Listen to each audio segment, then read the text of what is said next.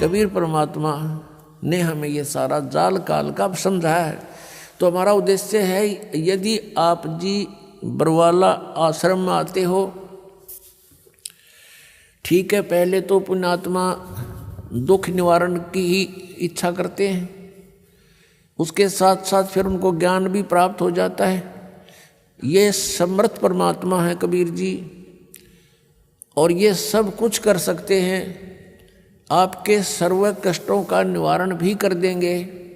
लेकिन जब आप सुखी हो जाते हो, परमात्मा से दूर हो जाते हो, ये एक ऐसी हमारे अंदर एक बुराई है या कमी है, त्रुटि है। हम सतलोक में थे और सतलोक के अंदर हमारे को कोई असुविधा नहीं थी, सारे सुख भगवान ने दे रखे थे, कबीर परमेश्वर ने, सत्य पुरुष ने। उस सुख में हम परमात्मा को भूले थे और इस काल को चाहने लग गए थे। ये तपस्या कर रहा था खड़ा होकर के, हम भगवान को भूलकर इसको चाहने लगे। भगवान ने, परमात्मा कबीर जी ने बहुत बार हमें संकेत किया, लेकिन हम बाज नहीं आए। हम परमात्मा के दिल से उतर गए, उन्होंने हमें हृदय से रिजेक्ट कर दिया। और फिर हम इस काल के साथ यहाँ इसके लोक में आ गए। इसने तपस्या करके ये 21 ब्रह्मांड प्राप्त कर रखे हैं और हम वैसे लटक के आ गए इसके साथ में।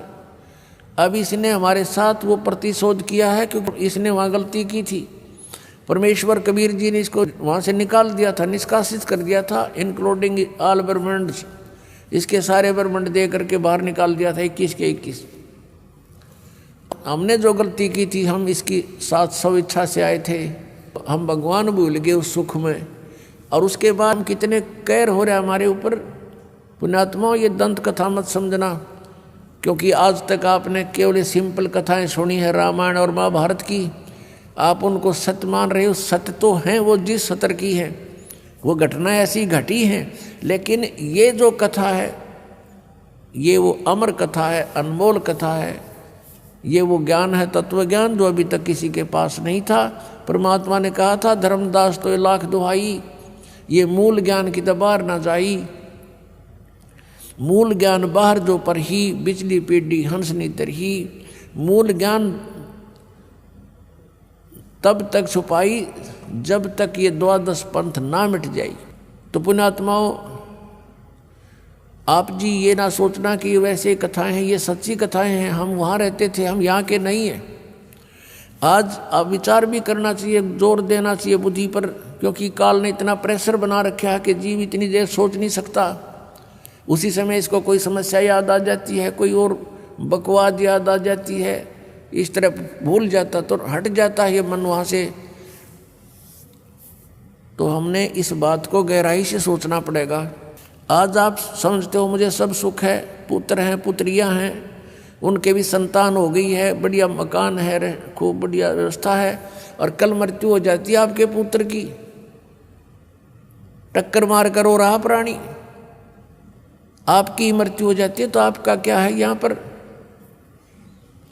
तो पुण्यात्माओं, इसको गहराई से सोचना पड़ेगा, तभी ये ज्ञान समझ में आओगा।